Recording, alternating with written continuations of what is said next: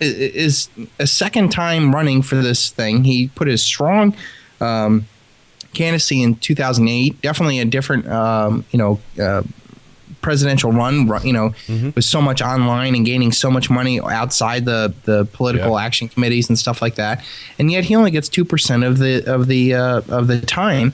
And I can't take another front runner. I mean, we've had 7 front runners already in this race, and Ron's always this distant, 15% and getting no respect and no time on the debates. You're never going to find anybody that's been inside the system to speak out against it. And the one guy, and if you ask me which guy I'm most fixated with, it's Eric Sprott, because on the face of it, he's doing so many of the things that I wish I'd be doing if I was a renegade billionaire. And yet I don't get the sense that he really understands what he is doing, in the grand scheme of things. Like, I don't think he sees what a threat he is to the system by investing so much in silver and doing what he's doing. I don't think he has that historical perspective of understanding, really wealthy families like the Rothschilds and the Rockefellers, and understand that wealth, the power that these men have is not measured in dollars. It's in the nations that they control, and it's the media that they control, and the central banks and the not-for-profit think tanks and all these things. I mean, these are tremendous forces that he's going up against, and I feel like he's like this babe in the woods. It's doing the right thing, and this is a smart investment, and this is a great thing. But his recent move to have available $1.5 billion to invest in physical silver, if any institutions want to invest with him, this could potentially be a move that I don't think he's quite ready for the repercussions of what could possibly come from it. So maybe he's built his fortress already. You can't. And this isn't something that you have to attack this system, this status quo system, this Rothschild, Rockefeller, war, debt, media propaganda paradigm outside with a different consciousness. You can't you can't play in their backyard. You can't have anything to do with them. And it's why I encouraged in one of my articles for him not to, invest this money in the Crimex, which I understand that he didn't do that for the PSLV initially. That he goes around the circle. I don't like the idea that he's so enamored with, institutional investment into silver. I get the feeling like it doesn't seem like he's out to, how do I say this, to kind of bring the silver to the masses. It's more about consolidating capital into silver, and I don't like the idea of that. I do like the idea that he did recently of encouraging silver miners to save in silver.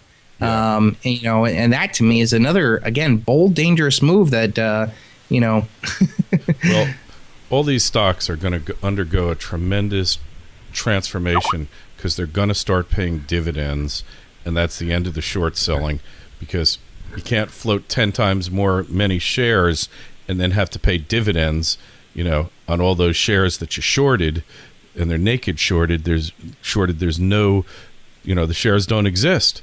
Yeah. And that will bring it all down. But and again, it has to be something in the physical world. It's not going to be, in the paper world that's going to happen. The physical silver has to, start going up tremendously in value, and it has to become from, either a physical default or, a huge surge in physical demand. It's not just going to be, the paper price of the COMEX is going to, go up, and that, this is going to be it, because we've already seen it. We've seen silver go from $70 to $50. And yet these mining stocks are, Hey, let me just read an email that I got from one of your, I don't want to say fans, but don't tread on me, viewer. Sure. About Limbaugh. Geesh, why don't you carve his name in a tree already? Are you serious?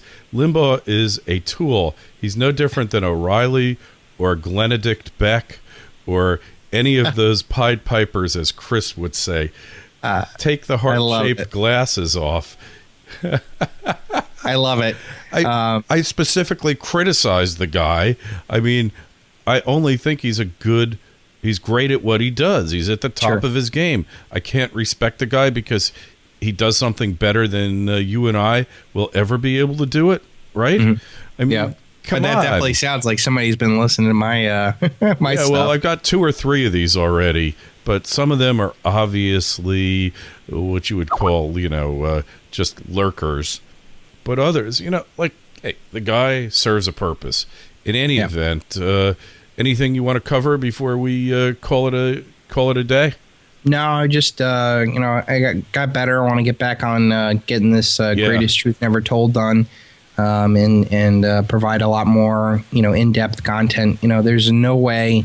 I have so many more thoughts, and there's no way I can get these out in 15 minutes with you, especially because you take up some time too. So the Silvershield report that I've been doing, I've gotten a tremendous response. We have probably close to 200 people that have signed up. And I have That's 50 phenomenal. awesome testimonials on the page just from people saying, wonder what a full job I'm doing, because this is stuff I can't talk about, in the public domain. I mean, this is more personal stuff. It needs to be vetted out longer. This is something I can't really write about, and I think this has provided something out there that not a lot of other people are talking about. I can't take another article about the banks printing and the politics are crazy, and because all that stuff is going to end at some point. But what are we going to do afterwards? Who's talking about that? Nobody, because we're obsessed with the present. Nobody can see, and that's where the real money's made. Nobody's going to make a ton of money from now until the end of this paradigm trying to outwit each other and play cute with this and trade options. No, you're going to make on the margin maybe plus or 10% better than the other guy. But the real wealth is getting out of this consciousness, getting out of this paradigm, getting into real wealth, and getting there way ahead of everybody else and understanding and getting your mind wrapped around it. That's where I think the real value is, and I hope the Silvershield report helps people progress along that way. There's no question. Like you say, the testimonials, I've gotten them. I get emails every day from people saying, hey, thank you, for being a breath of fresh air in in an insane world. And that's what we're looking at. Where can they reach you, Chris? Yeah, just I guess Don't Tread on Me is the best. Don't-tread-on.me. That's the blog. You've been very prolific in the last couple of weeks putting up interviews. But I think the wonderful thing about our blog is that, I'm not territorial with it. I have a lot of contributors. We all bring different voices, different talents. You bring a lot of interviews. I have some guys that do graphics and videos, and it's just been a really cool place to go to. And there's really nothing else out there like it on the net that I know of. Absolutely. And if anybody needs to reach you, go to kerrylots.com. Got a link on the resource tab. Got shows. Sign up. We're going to start sending out micro video trainings on preparing your financial survival plan, preparing your physical survival plan, and your family survival plan, because you really need 3 of them, right? On that note, we'll catch you next week. Have a fun week ahead and feel better. Sounds good. Thanks.